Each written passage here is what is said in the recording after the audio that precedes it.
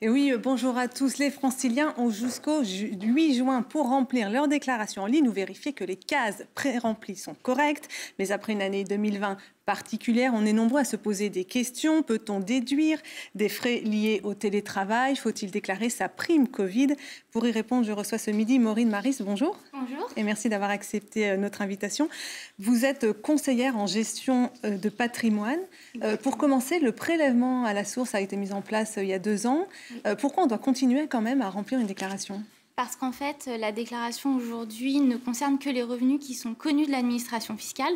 Donc il se peut que vous ayez des revenus, par exemple des revenus fonciers ou des revenus non salariés qui ne soient pas connus de cette dernière, ou tout simplement des dépenses comme des gardes d'enfants ou des nounous ou des employés à domicile. Donc il faut continuer à la faire pour porter à l'administration fiscale certains éléments qui ne seraient pas connus de celle-ci. Alors il est important de bien vérifier les cases pré-remplies. Si on observe une différence, on peut faire la modification, mais est-ce qu'on doit joindre forcément un justificatif? Alors, vous pouvez faire la modification donc directement en ligne sur votre espace-impôt.gouv.fr. Par contre, effectivement, il n'y a pas de justificatif à joindre, mais il faut conserver ces justificatifs de manière à, s'il y a un contrôle, pouvoir les fournir.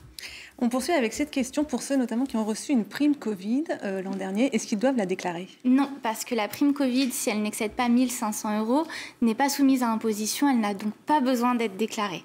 Donc là aussi, on vérifie qu'elle n'apparaît pas. Et concernant la prime Macron, qui elle est une prime qui était pour le pouvoir d'achat des salariés, elle aussi, elle est exonérée d'impôts? Exactement. Elle est aussi exonérée d'impôts si elle ne dépasse pas 1 000 €. Donc bien évidemment, vérifier qu'on ne dépasse pas les montants.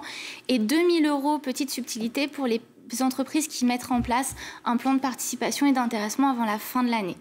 D'accord, donc ça aussi on regarde. Avec cette crise, il y a beaucoup de personnes qui ont connu des périodes de chômage partiel. Oui. Est-ce qu'elles doivent être déclarées, ces périodes de chômage partiel? Alors effectivement, avec la crise, beaucoup de salariés ont été au chômage partiel. Oui, les indemnités que vous percevez en chômage sont effectivement des revenus du travail, donc ils doivent être déclarés comme vos revenus classiques en termes de salaire.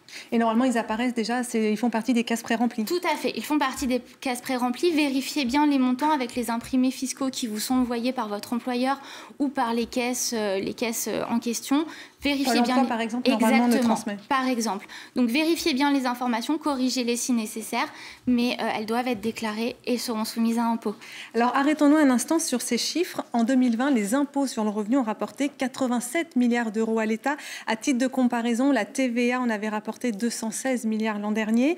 Depuis 2019, donc terminé la déclaration papier, vous êtes obligé de faire votre déclaration en ligne, sauf si bien sûr vous n'avez pas d'accès Internet.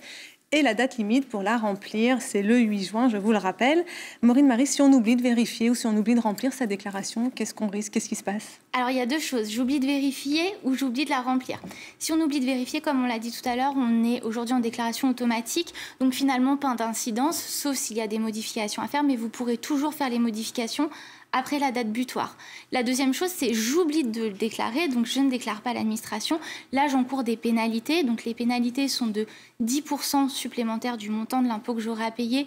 Si je fais tout de même ma déclaration dans les 30 jours qui suivent la mise en demeure de l'administration ou avant la réception de cette mise en demeure, la majoration passe à 40% passé ce délai. Donc effectivement, tenons les délais. Oui, on n'est pas phobique de la paperasse, hein, c'est important. On poursuit avec cette question. Mon fils est en contrat d'apprentissage. Est-ce que je dois déclarer ses revenus sur ma déclaration?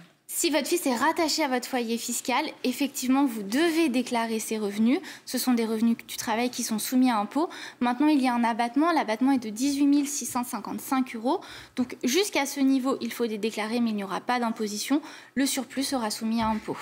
Alors, pour les salariés qui ont télétravaillé, et on est nombreux dans ce cas cette année, est-ce qu'on peut déduire des frais? Alors, par exemple, je pense Internet, chauffage, électricité.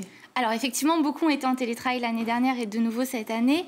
Qu'est-ce qui se passe? Aujourd'hui, au niveau des frais, vous avez soit un abattement, soit les frais réels. Donc déjà, seulement si vous optez pour les frais réels, vous pourrez déclarer les frais que vous avez engagés. Donc effectivement, Internet, fourniture de papier ou encore si vous avez acheté du matériel informatique, ça viendra en déduction de vos revenus. Vous pouvez les déclarer et vous avez également le droit à un forfait de 2,50 € par jour de télétravailler, ce qui représente 550 €.